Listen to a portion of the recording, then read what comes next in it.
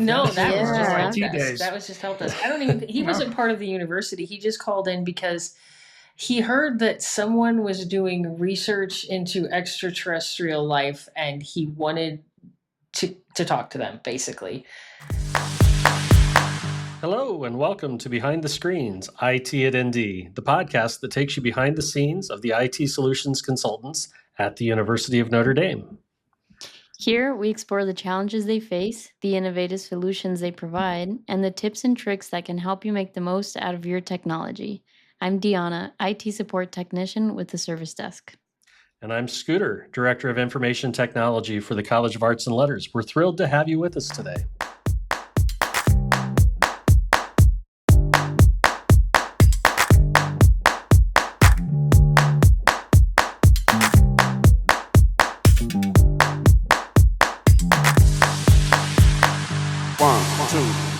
Our guests today are Clay Berkeley and Gwen Hagee-Shirk, two of the senior IT solutions specialists for engineering and science computing. Welcome to both of you.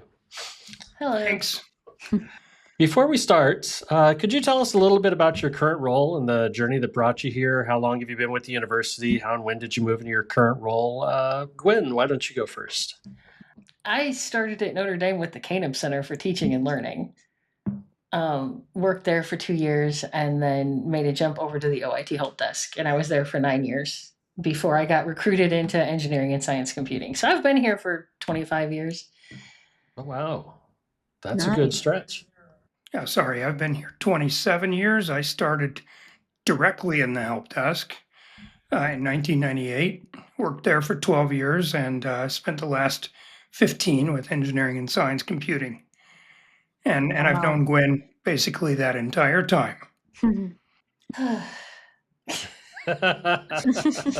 I feel like there's a story there that we probably shouldn't go into. Yeah.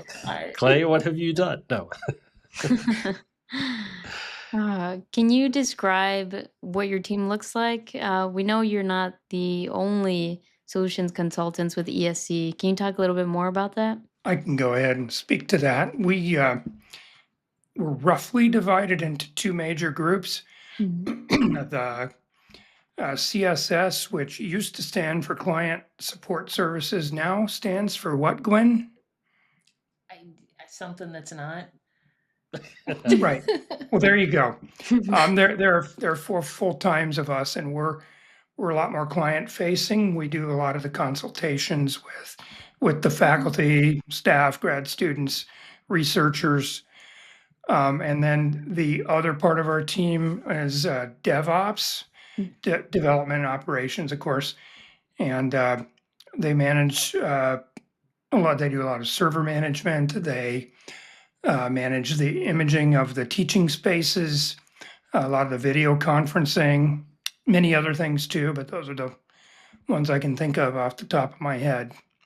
Yeah, so it's Rick Williams, Brandon Benson, Clay, and I that are in, I think we were like consultation and support services is what we changed the CSS moniker to because it fits better with what we do.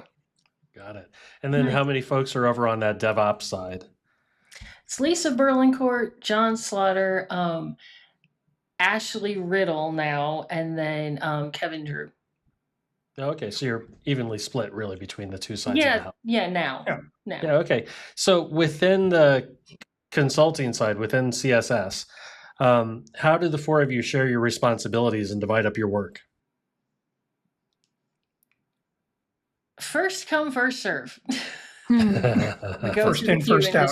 Grab tickets, yeah. Or, I mean, we call them tickets, but they're consultation requests or break fix because we don't have techs.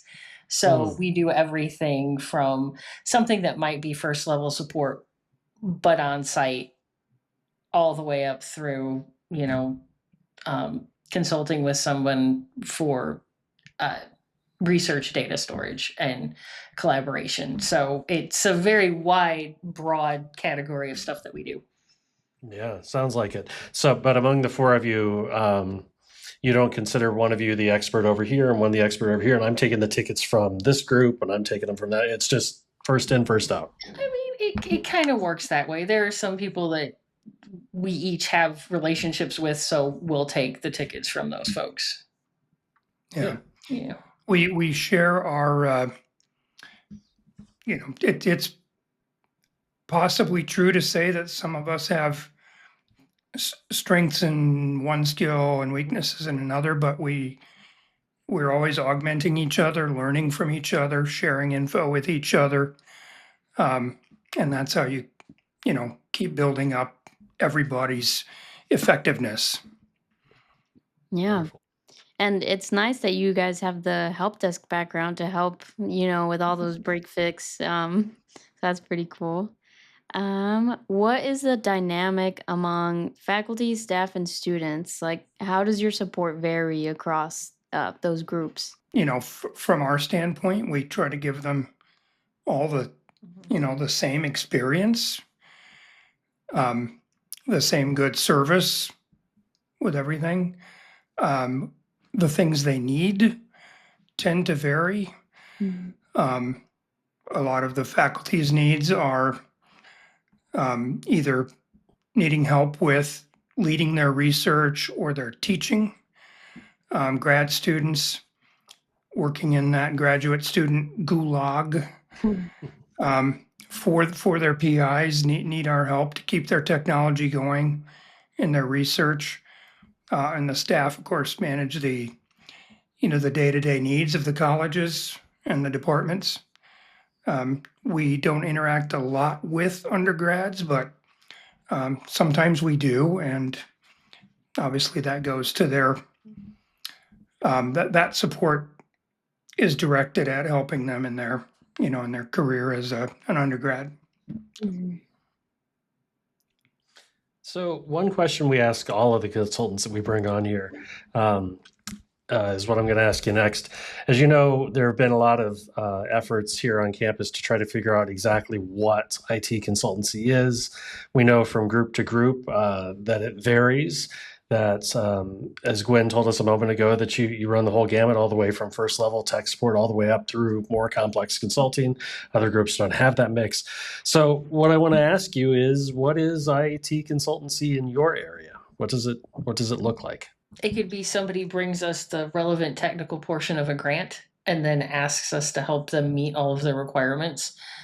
I've had one for data storage and retention that the faculty member brought me, but then there's others where they might be getting a new microscope and they need to find a computer that would work with it. So that's a couple of the things. Just and many times faculty don't have the money to buy the packaged computer, so we're helping them find something a little bit less expensive that still matches the requirements for the computers. So there's still a little bit of helping people purchase computers in there, but there's also helping folks figure out. I mean, sometimes it's just their lab's data workflow, honestly. So if you're doing custom computer builds, I can imagine that makes support a little more varied, a little more fun in some regards. Yeah. Yeah. I mean, yeah, we support Raspberry Pis all the way through like $20,000 workstations. Oh wow. And storage servers and instrumentation, embedded instruments. So things that just have an embedded OS. That sounds like such a unique opportunity, like providing support for faculty that are doing kind of intense research in science and kind of having to learn along with them, like, what does this do and how can we do this better? That's very cool. I don't know. That's just wild. But so It keeps things interesting. Yeah, we can't say no. That's what I was thinking. Is that sort of that old Chinese curse about may you live in interesting times, right? Yeah. Yes. May you live with interesting support cases. Yeah. And this is purely out of curiosity. What do you do when you absolutely have no idea what to do? It's like a new piece of instrumentation. You have this person you're trying to support. How do you deal with that? We spend a lot of time with the vendor. I've actually joined our Lab Rats, which is a Reddit subgroup for people who actually work in research labs, and there are a lot of issues that I have at least talked through with other people who use the same instrumentation on that subreddit. Because there are other people who are using this equipment. So generally you can on other campuses, you mean, across yeah, the country. absolutely. Yeah. That sounds like a great source of important information. Yeah, working with the vendor, many times a research group will need help with something and we'll just ask them, can you email the vendor and copy us in so that we can act as the techie translators, and rather than leaving them in the middle as the go-between, goes faster that way. So yeah, what we can't find out from Google or from the larger brain trust on campus, we use vendors as resources as well. Yeah. All right. So, given all of this, what does a typical day look like for you? Can you describe maybe the differences between the winter and summer? Summer is generally when all of the teaching and research faculty decide they need to deal with problems that they've had while they were teaching, and when they're going to maybe get that new instrument set up finally in their lab. So summer sometimes is a little bit busier for us than during the school year. Okay. Yeah, a lot of our workstation refreshes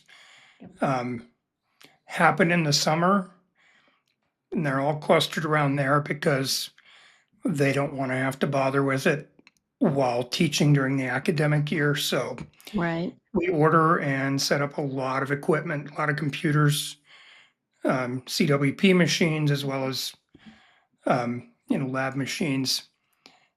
And I'd say the summer work has a lot of curveballs to it. Whereas during the academic year, it's busy, but more of it is a steady drip, drip, drip of the same kinds of things each day. Right. That makes sense. So what are some of the key tools and technologies that you use? Again, we're interested in finding similarities between what everybody else is using across campus, but also if you've got something unique to your area that's a piece of tech that's helping you out. The things that other people use, we use Bomgar, which I know is called, Beyond what Trust. is it called now? Beyond Trust. Sorry, Beyond Trust. Yes. Customer support. We use that a lot, especially in the winter when we don't want to go out of the building, or when it's 1,000 degrees outside. Right. So that's probably our primary tool. You're going to get to this later, but we do use ServiceNow for handling some of that workflow and assigning ourselves cases. I'm trying to think of other things. We obviously use MECM for Windows imaging and Jamf for Mac setup. We do our own deployments of Linux machines, pretty much out of the box, and add the necessary packages to make it workable. Do you use anything like Ansible or something to maintain those Linux boxes, or? Nope. Okay. We do not. Not yet. Not yet. Okay. Not yet. And what's Stay your tuned. what would you estimate is sort of your split between your various platforms, like percentages of Windows versus Macs versus Linux, things that you support? Well, I don't think Linux is even 10%, is it? No, I wouldn't even say that. No, So, yeah. Linux is 5% at most. Okay.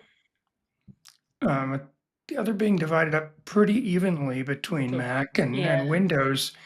I'd say the amount of work that goes into it, lately with some of the migration and other challenges on the Jamf platform, that's occupied a lot of our time trying to get around some of the things that are still being worked out. Less so on the Windows side, which For now. for now, yeah. Yeah. Those things seem to come in waves, don't they? Yeah. Nobody's touching Windows right now. The Macs are terrible. Oh, wait, nobody's touching the Macs right now, but Windows is terrible. I mean, for the labs themselves, it is almost primarily Windows with a smattering of Linux. So, Okay. Yeah. And out of curiosity, I mean, do you have a sense of, your Mac-based faculty? Are they actually using the Mac GUI, or are they using it because they can get to the command line? It seems like you, if anybody, that'd be your faculty doing something crazy like that. We definitely have faculty doing that. Okay. We do. Got it. Yeah. First thing they do is Xcode. Yep. And maybe a package manager like MacPorts. Yep. And they're in there doing development within the kernel, and not all of them, but a good number of them. Yes. All kinds of fun things you get to support after the fact. Yeah. So do you guys think that you have like maybe the most unique group of people you support, or maybe like hardest to no, I don't want it to sound bad at all. Like they sound like an interesting bunch. Do you guys feel the same? They are unique. It's not bad that they're unique, but No. they're definitely different. At least I think they'd be different than the other departments on campus. Mm-hmm. Yeah, interesting's a good word. It's definitely not bad. No, I think Gwen would share this, as would anyone else. I find I'm always learning a lot of interesting things from them, completely unrelated to technology. Yeah. Excuse me, technology, as as I'm working on their technology issues, having conversations with them about their research interests and so forth. And such a broad base of backgrounds, experiences in life. So that's one of those things that also keeps the job interesting. Yeah, very cool. So going back to, we kind of mentioned ServiceNow a tiny bit. How do you handle tickets, and how would you make use of the service desk? Well, right now, we actually have our phone forward to the service desk after 3 rings. I mean, they can choose to let it go to the service desk, or they can, press 3 and leave a message for us, a voicemail message for us. So it would probably, I think right now it mainly is things regarding people's net IDs, problems with Okta, maybe some basic Google Drive questions. I don't know, because so the thing is even our first level support, I don't think some of the things would comfortably fall under what the OIT would want to support. So the service desk might not do those first level ones. Like if somebody calls with a Windows XP computer, like connected to a mini MRI, I don't think that's going to be taken care of by the help desk, even if it ends up being like a basic first level problem with it. Just the nature of what it is takes it completely out of the service desk's purview. Just the service desk says, I'm not touching that with a 10-foot pole kind of thing, that sort of issue. I mean, it's funny because when I worked at the help desk way back in the before times, I had gotten a call that was somebody with a Windows 98 computer attached to a gene sequencer. Wow. I know who those people are now, too. I see them a lot. Wow. I doubt this happens to them much anymore, but I remember one of my first calls when I was in the help desk was somebody saying that, they're remotely connected to a VAX machine and trying to check their email. Yeah. Oh, wow. Wow. Yeah, and I had no clue what to do with that. Wow. But I think I managed to get them going, but yeah, I'm like reaching back to my college days for that. That's been a minute or two. I got a call about an iMac with aliens. What? Yeah. Do you remember that, Clay? Yeah, Yes, no, I certainly do. I gotten a phone call from someone who had one of those little original bubble iMacs, and he swore that he was being contacted by an alien entity who communicated with him via scripture, but Oh. it was through missing letters in Word documents. Wow. Yeah. Interesting. Yeah. That might be a whole new episode for Yeah, you. yeah. Weird I just say, help I desk, mean, service desk experiences. right. I was about to ask, what are some particularly unique issues you've supported? But I don't know that I can even ask that now.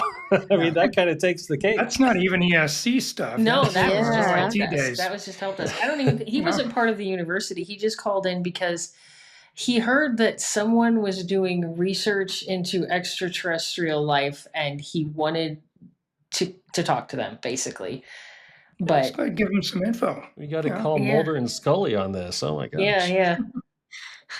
All right, so I will ask the unique support issue. Let's leave him off to the side. But you guys have a lot of opportunity to have some really unique or nearly unique things. You know, you're doing some Linux support. You've got all the instrumentation. Are there other particularly unique issues, or is there something within one of those spaces that you want to call out? Gwen's probably had some of the more unusual.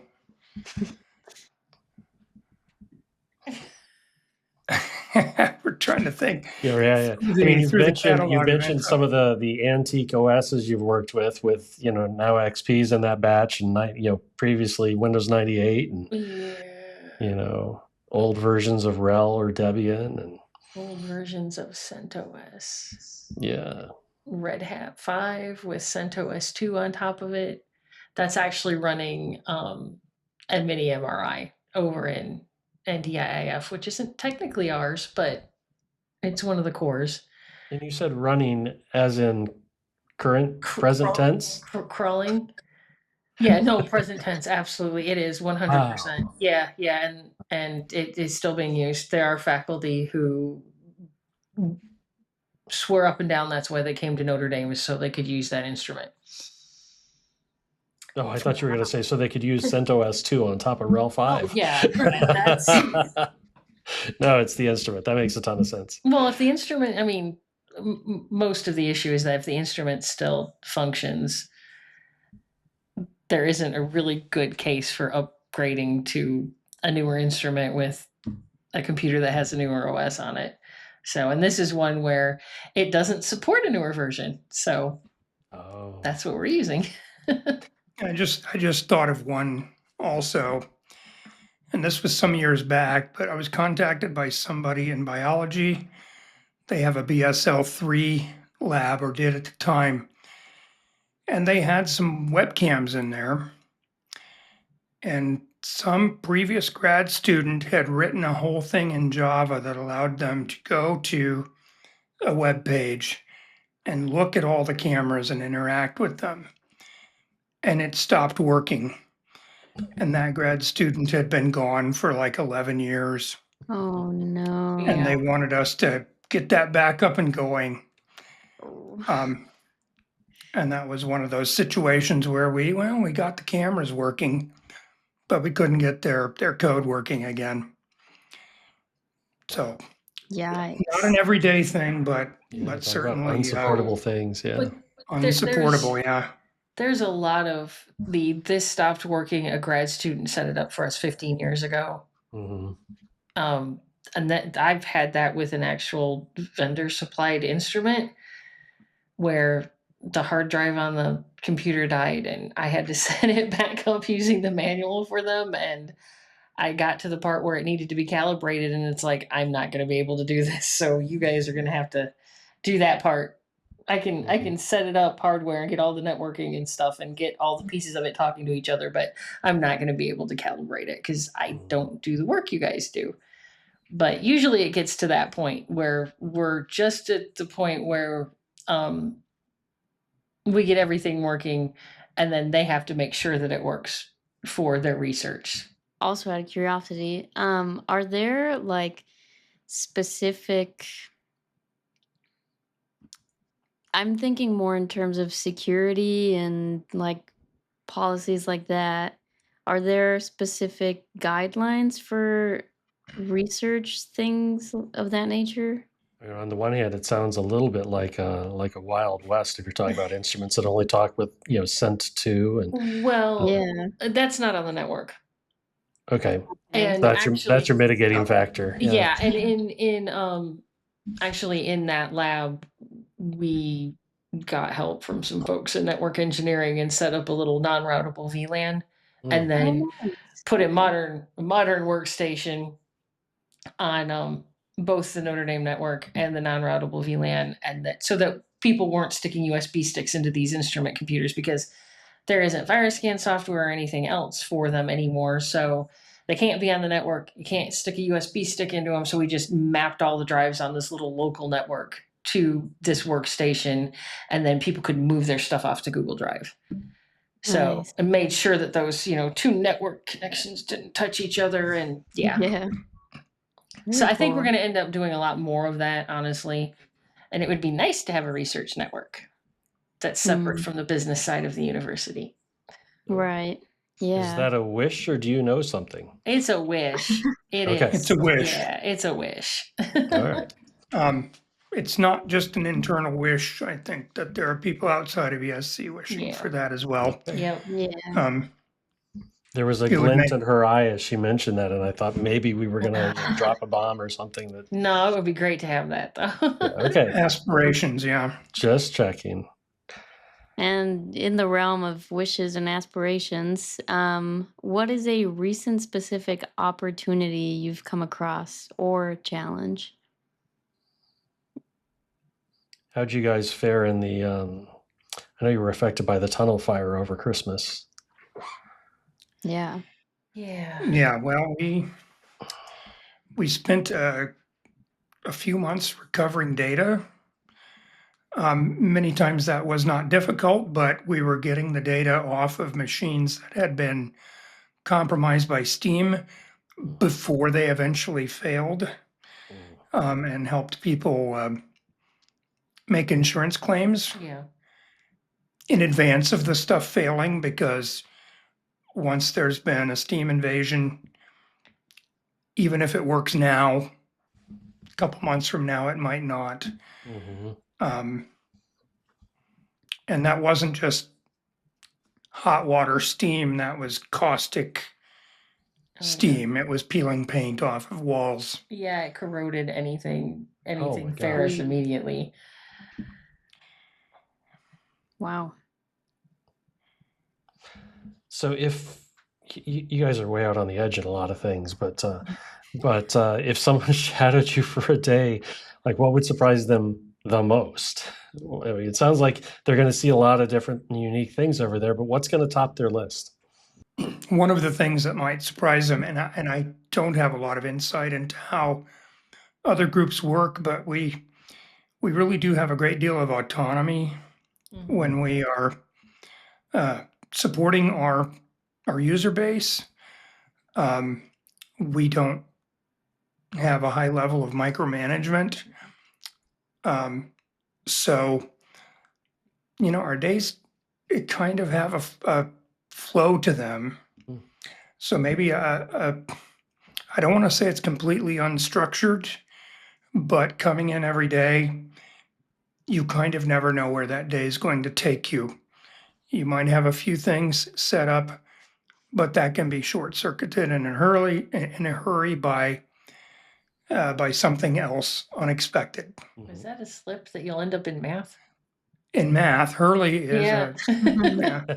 basically in Hurley. That's We'll a end math up in building. math. I was just helping somebody there this afternoon, so Yeah. Oh boy. You could literally end up anywhere. it should be mentioned that we support 13 or 14 buildings across campus, some across Angela Boulevard, as far north as Whitefield. We've supported people downtown South Bend. So I think somebody would be shocked to find out how much tramping around Yeah. the area there is. We don't just go down the hall every time there's a problem. Right. Montana and Land O'Lakes, Wisconsin. We get Wow. calls and do Montana came remote out of support. nowhere. I mean, wait, Yeah. what? Like, you're talking about the state way out west. Yep. What's going on in Montana? UNDERC, Yep. University of Notre Dame Environmental Research Probably. Center, Center. There you go. UNDERC. Yeah. Yeah. So, when's the last time you hopped on a plane to Montana? Nope. No, we can't. assess. Okay. So, if you were recruiting a new consultant to your area, how would you sell them on working in your area? Come join our team because Sciencey stuff, engineering stuff, people who are doing things that you can't know what they're doing because they'll have to. No. Oh, Yeah. Like, you can't know wow. about this. We'll have to kill you Yeah, after. you No. can't That's talk, we can't intense. talk about that, Gwen. We can't talk about that. No, just, I mean, it's never you're never gonna have a day where you're doing the same thing over and over again. Well, it sounds like you have some pretty important things going on over there. I think on the research side, I've heard about Yeah. malaria research that's going on and MRSA research. I know how awful MRSA is, and you're working with folks like that. Yep. Yeah. We are. Yeah. I'd say one of the things I would invite somebody working who wants to work with us to experience would be just being part of that important, oftentimes medical research. Not strictly that, but when Notre Dame announces a new breakthrough in cancer treatment or malaria mitigation, et cetera, even though we're not going to show up in the acknowledgments probably when those papers get published, we know we had a part in that, in supporting their research, and that always carries with it a little bit of pride, I guess is the right word. Yeah. Satisfaction, maybe a better word.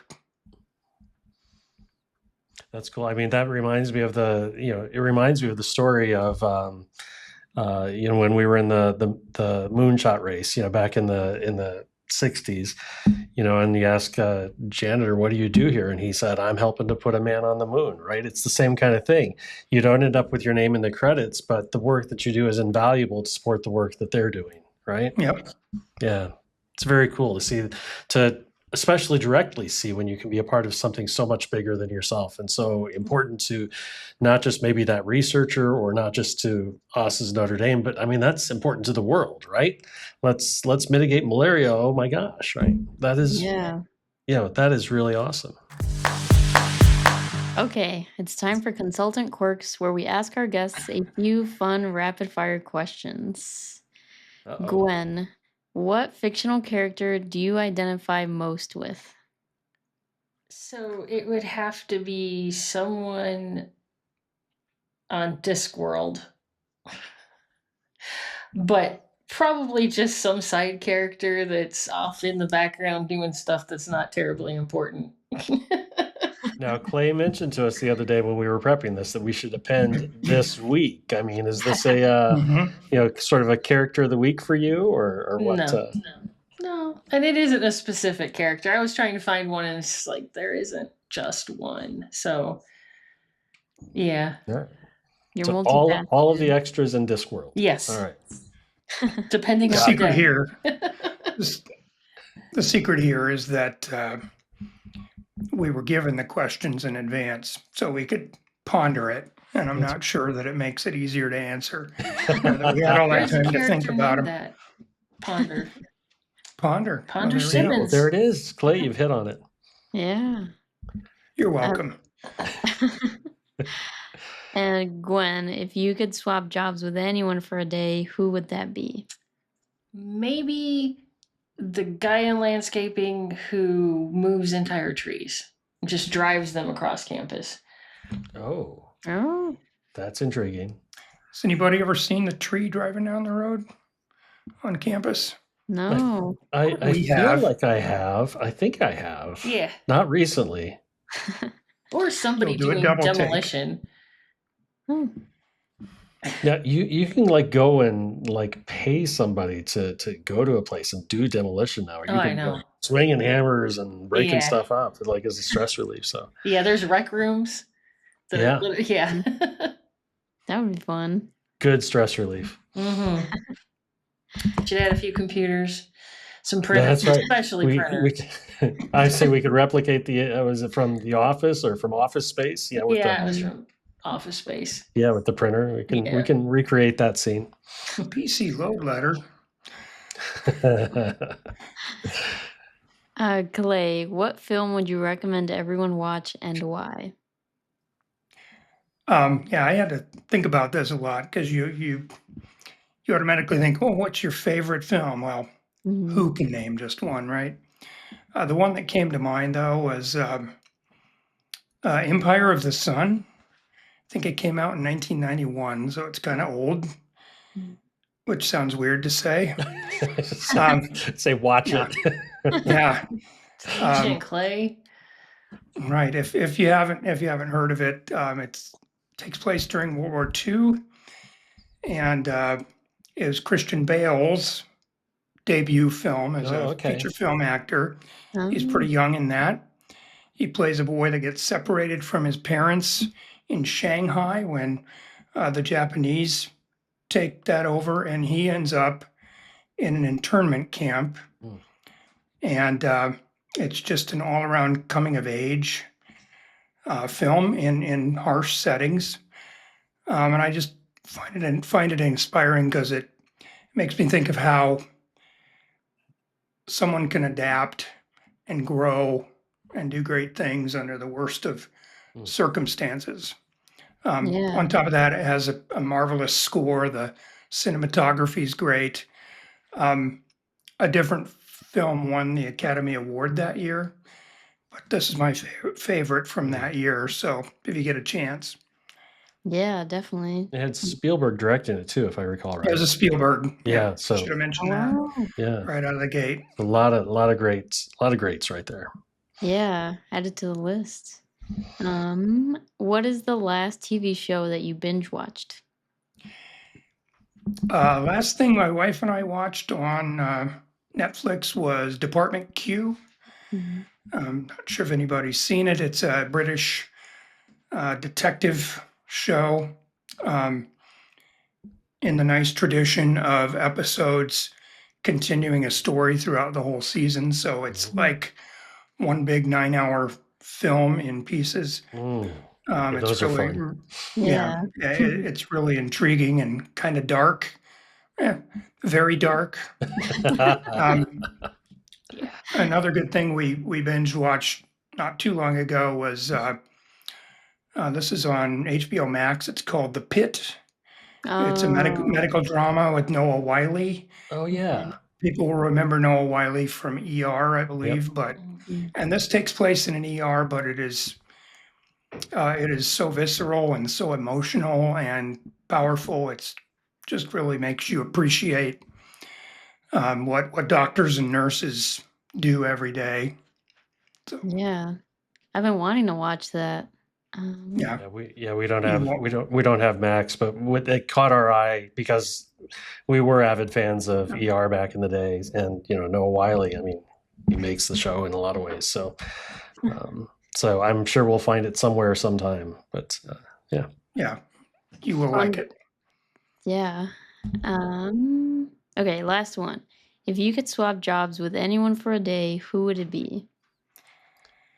Well, the come best on! job. I love this answer. I I know. love this answer. Say The it. best job on campus. I'm not sure when this tradition started, but it was a little before COVID. I think because the University Health Center was dealing with a lot of students who were having homesickness. Dorms started getting dogs that students could sign up to spend time with, to walk.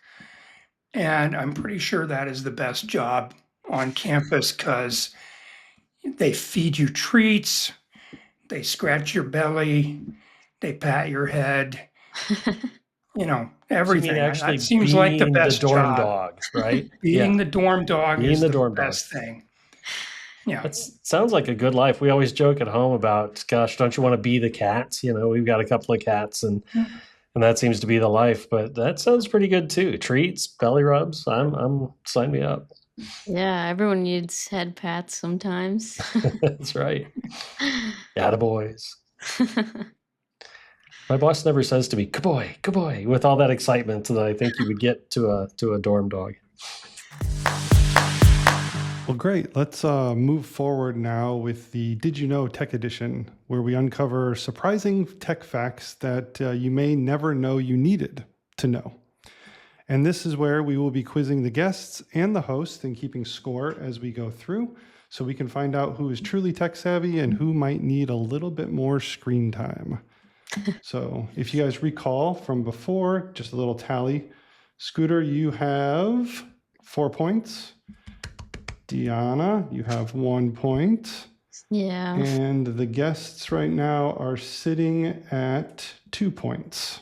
So Clay and Gwen, if you guys get this correctly, you can add 2 points to your guys' column in total. If one of you gets it correct and one of you gets it wrong, it just negates out, and then we can kind of go from there. Are you guys ready for the question? Yes. Shoot. All right. So going back to technology that we use on campus, you guys talked about Apple computers a little bit. And what unusual image appeared in the Apple's original 1976 logo? This is so biased. Was it A? I was about to get excited, but all of a sudden I'm at a loss. I'm Good. Wasn't it? Well, let's see if these choices help. Was it A, an apple tree? B, Isaac Newton under a tree? It was B. Or That's C, right. a bitten rainbow apple? It was B. Yeah, it was B. B. I will say B as well because I'm at a disadvantage. You're going to follow the crowd? Yeah. Is that what your gut's telling you, Deanna? You have the Yeah, I think opportunity to so. break away here. What was the last one? A rainbow something? A bitten rainbow apple. A bitten Oh. I do know they used that at some point, but I'm going to Yeah. guess it wasn't the first. No, it was What not. year was Isaac this? Newton. 1976. No, I'll still go with Isaac Newton. That is correct. Isaac Newton Okay. underneath a tree was the Yeah. original Apple logo for a very brief period of time.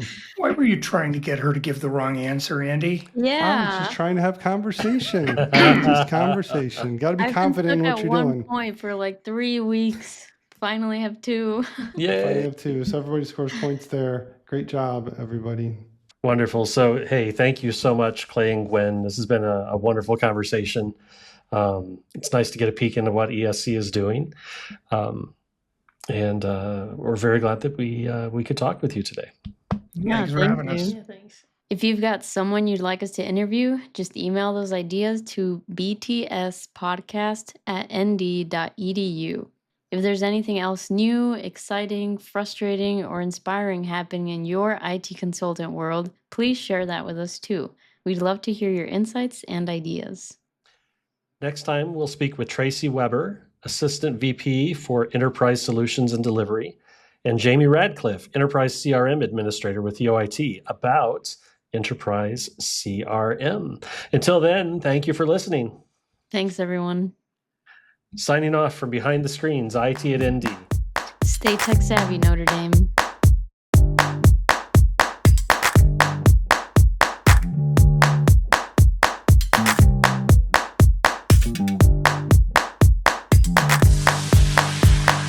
One, two, three, four.